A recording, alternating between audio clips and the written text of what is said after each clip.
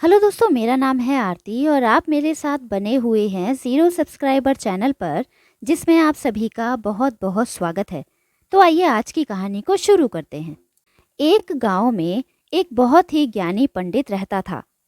एक दिन वह पंडित अपने बचपन के मित्र से मिलने के लिए दूसरे गांव जा रहा था। उसका मित्र बचपन से ही गूंगा और एक पैर से अपाहिज था। उसके मित्र का गांव काफ़ी दूर था और रास्ते में कई छोटे छोटे गांव पड़ते थे। पंडित अपनी धुन में चला जा रहा था। तभी रास्ते में पंडित को एक हट्टा कट्टा आदमी मिला और वह भी उसके साथ चलने लगा।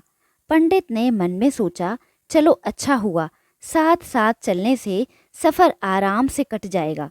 पंडित ने उस आदमी से उसका नाम पूछा तो उस आदमी ने अपना नाम महाकाल बताया। पंडित को उसका नाम सुनकर अजीब सा लगा। अब दोनों धीरे धीरे साथ साथ में चल ही रहे थे। तभी रास्ते में एक गांव आया तो महाकाल ने पंडित से कहा, तुम आगे चलो, मुझे इस गांव में एक आदमी से मिलकर आना है। मैं तुमसे आगे मिलता हूँ। पंडित ने कहा, ठीक है, और वह आगे की ओर चल दिया। तभी गांव में खबर फैली कि एक व्यक्ति को भैंस ने मार दिया है। तभी थोड़ी देर में महाकाल वापस पंडित के पास आ गया। फिर चलते चलते दोनों एक दूसरे गांव के बाहर पहुंचे। वहां पर एक छोटा सा मंदिर बना हुआ था और रुकने की व्यवस्था भी अच्छी थी। पंडित के मित्र का गांव अभी काफी दूरी पर था। शाम होने वाली थी तो पंडित ने महाकाल से कहा, शाम होने वाली है, पूरा दिन हो गया चलते चलते, थकान भी हो गई है और भूख भी लग रही है। हम यहीं पर भोजन करके आराम कर लेते हैं और कल सुबह आराम से आगे का सफ़र तय करेंगे।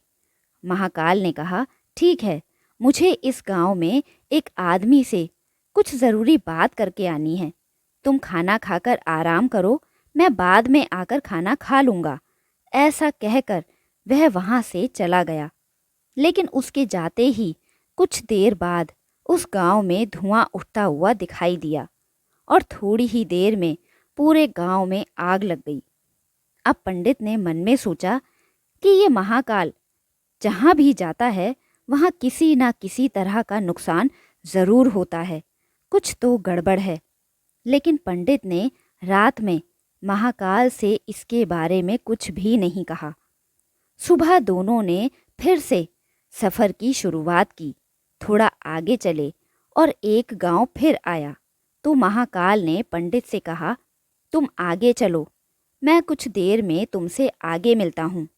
मुझे इस गांव में भी थोड़ा ज़रूरी काम है, मैं काम निपटा कर आता हूँ। ये कहकर महाकाल जाने लगा। लेकिन इस बार पंडित आगे नहीं बढ़ा, बल्कि वहीं खड़ा होकर महाकाल को देखता रहा कि ये जाता कहाँ है और क्या करता है। तभी लोगों की आवाज़ सुनाई दी कि किसी व्यक्ति को सांप ने काट लिया है और वह मर गया है। ठीक उसी समय महाकाल पंडित के पास पहुंच गया। लेकिन इस बार पंडित ने महाकाल से पूछ ही लिया कि तुम जिस भी गांव में जाते हो वहां कोई ना कोई नुकसान ज़रूर होता है। क्या तुम मुझे बता सकते हो ऐसा क्यों हो रहा है? इस पर महाकाल ने जवाब दिया कि पंडित जी, आप तो मुझे बहुत बड़े ज्ञानी लगते हो, इसलिए मैं आपके साथ आया था। क्योंकि ज्ञानी पुरुषों का संग सदा अच्छा होता है, परंतु आप अभी तक मुझे समझ नहीं पाए। पंडित ने कहा, मैं समझ गया हूँ, लेकिन मुझे थोड़ी शंका है, इसलिए आप स्वयं अपना परिचय दीजिए। महाकाल ने जवाब दिया, मैं यमदूत हूँ और यमराज की आज्ञा से उन लोगों के प्राण हरने आया हूँ जिनकी आयु पूरी हो चुकी है। पंडित को पहले से ही इस बात की शंका थी, फिर भी महाकाल के मुख से सुनकर पंडित घबरा गया। लेकिन फिर से हिम्मत करके पूछने लगा कि अगर ऐसी बात है तो तुम मुझे बताओ कि अगली मृत्यु किसकी है। यमदूत ने जवाब दिया, अगली मृत्यु तुम्हारे उसी मित्र की है जिससे तुम मिलने जा रहे हो, और उसकी मृत्यु का कारण भी तुम ही बनोगे। ये सुनकर पंडित घबरा गया पंडित ने सोचा कि मेरे कारण मेरे मित्र की मृत्यु हो जाएगी, तो अच्छा यही होगा कि मैं अपने मित्र से मिलने ही नहीं जाऊंगा। कम से कम मैं तो उसकी मृत्यु का कारण नहीं बनूंगा। महाकाल ने कहा, तुम जो सोच रहे हो वह सब मुझे पता है, मगर तुम्हारे अपने मित्र से मिलने ना जाने से नियति बदल नहीं जाएगी। तुम्हारे मित्र की मृत्यु निश्चित है और वह अगले कुछ ही क्षणों में घटित होने वाली है। महाकाल के मुख से ऐसी बात सुनकर पंडित के दिल को झटका सा लगा, क्योंकि महाकाल ने उसके मन की बात जान ली थी, जो कि एक साधारण व्यक्ति के लिए संभव नहीं है। अब तो पंडित को विश्वास हो गया कि यह महाकाल सचमुच में ही यमदूत है। वह अपने मित्र की मृत्यु का कारण ना बने, इसलिए पंडित पीछे की ओर मुड़ा और अपने गांव की ओर जाने लगा। परंतु जैसे ही पंडित मुड़ा, उसका मित्र तेजी से उसकी ओर आता दिखाई दिया। वह पंडित को देखकर बहुत खुश दिख रहा था, लेकिन वह एक पैर से अपाहिज होने के कारण उसे आने में समय लग रहा था। लेकिन जैसे ही वह पंडित के पास पहुंचा तो उसकी अचानक हृदयाघात के कारण मृत्यु हो गई। पंडित आश्चर्यचकित होकर महाकाल की तरफ देखने लगा। पंडित महाकाल से पूछना चाह रहा था कि आखिर क्या हुआ। महाकाल पंडित के मन की बात समझ गया और बोला, तुम्हारा मित्र पिछले गांव से तुम्हारे पीछे पीछे आ रहा था, लेकिन यह गूंगा और अपाहिज होने की वजह से तुम तक नहीं पहुंच सका। उसने पूरी ताकत लगाकर तुम तक पहुंचने की कोशिश की, लेकिन बुढ़ापे में बचपन जैसी ताकत नहीं होती है, इसीलिए हृदयाघात के कारण इसकी मृत्यु हो गई। क्योंकि तुमसे मिलने के लिए अपनी गति की सीमा को लांघते हुए वह तुमसे मिलने के लिए पीछे पीछे भाग रहा था, इसलिए अपने मित्र की मृत्यु का कारण तुम ही बने। पंडित एक ज्ञानी व्यक्ति था, इसलिए ये भी जानता था कि मृत्यु पर किसी का बस नहीं चलता। सभी जीवों को एक ना एक दिन मरना ही है। यही सोचकर उसने अपने आप को संभाल लिया, लेकिन अचानक पंडित के मन में स्वयं की मृत्यु के बारे में जानने की इच्छा हुई। उसने महाकाल से पूछा, जब मृत्यु मेरे मित्र की होनी थी तो तुम शुरू से ही मेरे साथ क्यों चल रहे थे? महाकाल ने जवाब दिया, मैं तो सभी के साथ चलता हूँ, लेकिन लोग मुझे पहचान नहीं पाते हैं, क्योंकि लोगों के पास अपनी समस्याओं के अलावा किसी और व्यक्ति, वस्तु या घटना के बारे में सोचने समझने और देखने का समय ही नहीं होता है। पंडित ने कहा, क्या तुम बता सकते हो कि मेरी मृत्यु कब और कैसे होगी? महाकाल ने कहा, हालांकि किसी सामान्य जीव को ये जानना उचित नहीं है, क्योंकि कोई भी जीव अपनी मृत्यु के बारे में जानकर घबरा जाता है, लेकिन तुम ज्ञानी व्यक्ति हो, तुमने अपने मित्र की मृत्यु को आसानी से सहन कर लिया है। उसे देखकर लगता है कि तुम अपनी मृत्यु के बारे में जानकर भी दुखी नहीं होगे।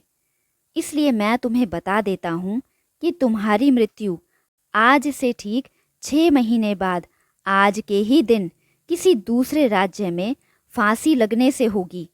और सबसे आश्चर्य की बात ये होगी कि तुम स्वयं खुशी से फांसी को स्वीकार कर लोगे।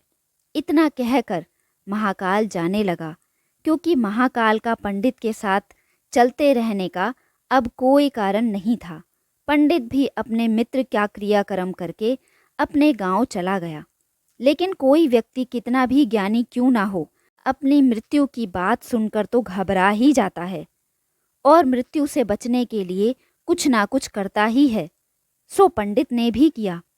पंडित ज्ञानी था, तो उसकी पहचान उस राज्य के राजा तक थी।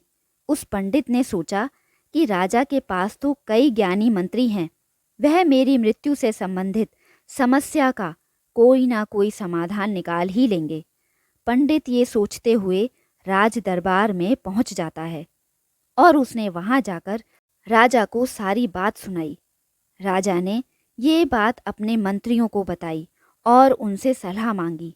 अंत में सभी ने विचार विमर्श करके कहा कि अगर पंडित की बात सही है तो यह तो निश्चित है कि इसकी मृत्यु 6 महीने के बाद ही होगी, लेकिन मृत्यु तब होगी जब वह दूसरे राज्य में जाएगा। यदि वह दूसरे राज्य में जाएगा ही नहीं तो मृत्यु भी नहीं होगी।